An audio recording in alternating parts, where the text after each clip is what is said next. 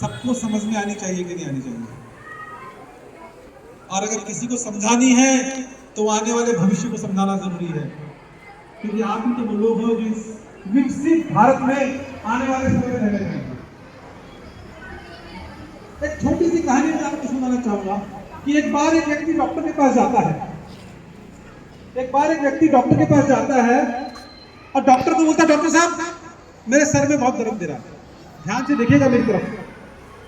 Doctor साहब मेरे sir में बहुत दर्द दे रहा है। फिर अपनी छाती पे हाथ लगाता है, बोलता डॉक्टर साहब मेरी छाती बहुत दर्द दे रही है। फिर अपने पैर पे हाथ लगाता है, डॉक्टर साहब मेरा पैर बहुत दर्द दे रहा है। फिर अपने पेट पे हाथ लगाता है, फिर डॉक्टर साहब मेरा पेट बहुत दर्द दे रहा है। डॉक्टर उसका पूरा शरीर चेक करता है, कहीं दर्द नहीं होता। फिर उसकी उंगली को चेक करता है, बोले यार तेरी उंगली फ्रैक्चर है, जहां लगती है वहीं दर्द करती है।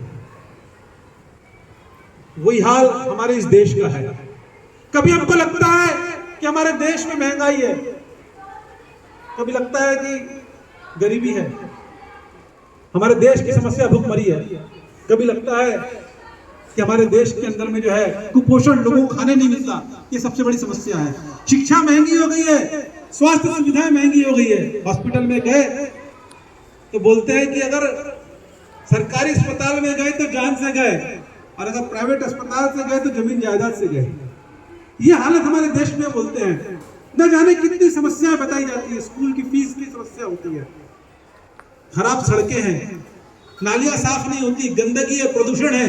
ये सारी समस्याएं हम देखते हैं कि अपने जीवन में देखते हैं कि नहीं?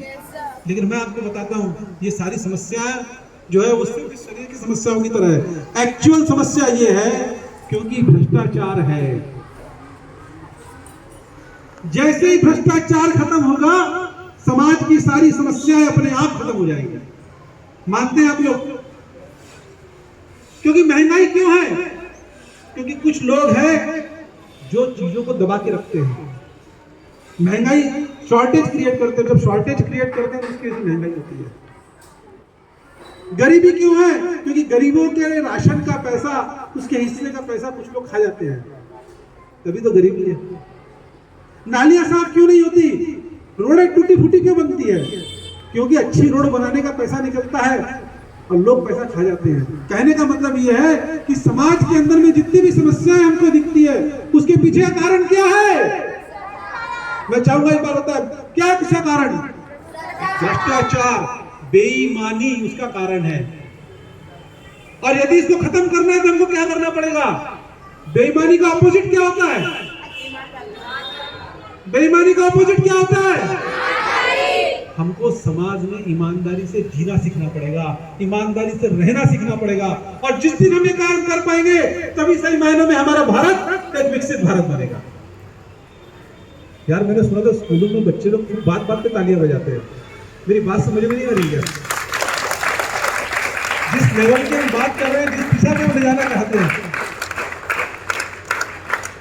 क्या आपको वाकई में ऐसा नहीं लगता कि केवल ईमानदारी से रहकर ही हम अपने देश को जो है विकसित कर सकते हैं? बेईमानी को खत्म करके, भ्रष्टाचार को खत्म करके हम इस काम को कर सकते हैं। लगता है ना? बनना चाहिए कि नहीं देश ईमानदार?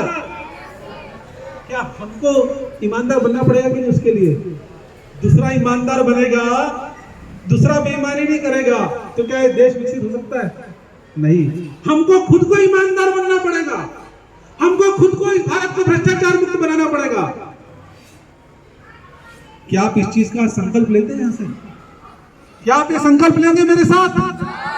तो आइए मेरे साथ में संकल्प लेने के लिए, शपथ लेने के लिए मेरे साथ में आए, और जो मैं इसे कहता हूं उसे मेरे पीछे दोहरा